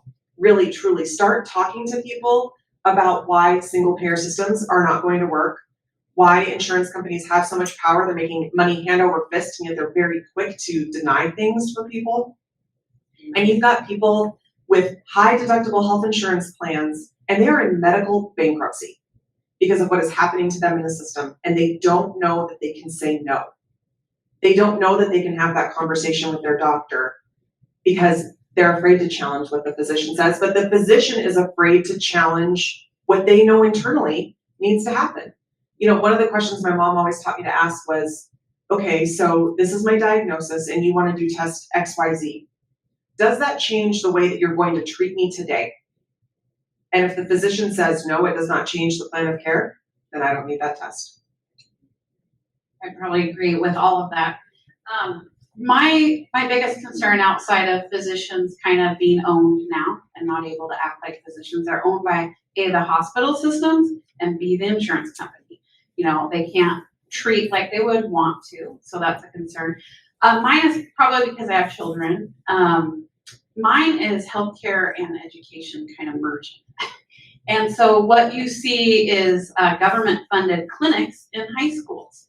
So this happened at Rogers High School in Spokane, and HHS, government-funded, gave $25 million to start building clinics in high schools. So I thought, what are they doing? So I Googled, I grew up with probably only 3 vaccines my entire life, and now the children's immunization schedule is 78. If I say no to if I say yes to every vaccine, my child would get 78 vaccines by the time they're 18. So we want to put these clinics in schools. Okay, so what might happen there? We already see what's going on in Washington. I live in Washington with the sex ed bill. It's just gross what they're teaching our small children. When I was taught sex ed, you were pulled out on Friday and you could just excuse your kid. Now it's kind of through every class. But at any rate, what could they do? Gender affirming counseling, hormone blockers, transgender birth control, vaccine clinics. I don't want the government in my child's health care. I mean, I've already seen that they teach my kids, they over-sexualize things too young. I don't want them overseeing my health. And let's just talk about the fact that in Washington State, once your child turns 12, they are deemed to be appropriate to make their own healthcare decisions. Now, because I'm essentially a younger version of my mom, I did tell my kids that if they chose that they wanted to make their own healthcare decisions without consulting me, they could find their own insurance too. So, every parent should be concerned about that. And, the future of healthcare, we are required as parents to provide for these little children and to help them make the right decisions. And part of that is, yes, letting them go into their pediatrician's office when they turn 15, 16, 17 and start to learn to advocate for themselves. But at the same time, when they're 12, and I have a 15-year-old who just needed some blood work done, I had to call the physician's office and they had to see if Alex had a release on file to talk to me. The child can barely figure out what he's going to wear in the morning. So, as a parent, if you are not keyed into the rights the state is trying to take away from you to help guide your children in their healthcare decisions and make the decisions that you know is best for your family, you need to educate yourselves. If you look at what Canada's done with this transgender counseling things, and usually Governor Newsom does it, and then Washington does it. They're talking about taking children away, CPS, if you don't allow them to have transgender counseling and change their identity. The sex ed bill actually has homework. I spent hours studying it, the one that passed in Washington, where your child is taught to question their identity. So if I was a boy, I would be better at, and the next line is, if I was a girl, I'd be better at. So no, I don't want your health cares in my kid's school. And I think we should say absolutely not. I'm happy to have a school nurse call with a concern. And if we have some child who's not getting treated, then you can call CPS. But you don't need to manage my child's health care. Wonderful. All right.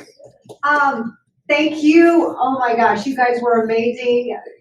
Did anybody else want to say anything else? Go ahead. Did you want to say one more thing? I'll say one more thing. Artificial intelligence. I've had 3 meetings on this in the last week. Very interesting how it can automate a lot of what we do.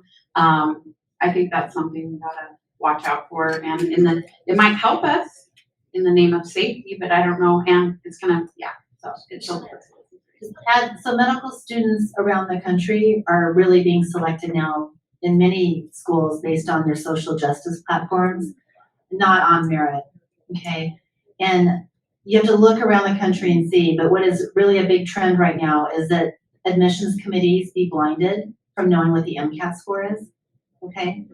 And then in some schools, admissions committees to medical schools blinded from knowing what the students' grades were, what the applicants' grades were. So now you have applicants that you're trying to select from, you don't know the MCAT scores, you don't know the grades, you just know what classes they took, you don't know how they did.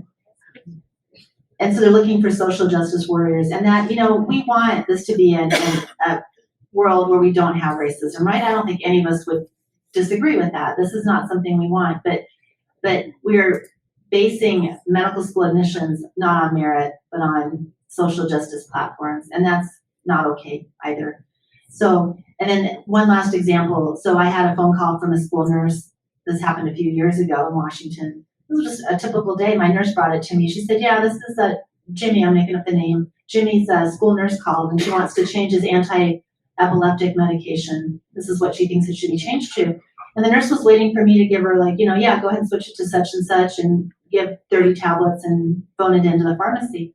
And I just looked at her and I said, where's the parent in all this? And my nurse looked at me like I was crazy. And she says, why? She said, why?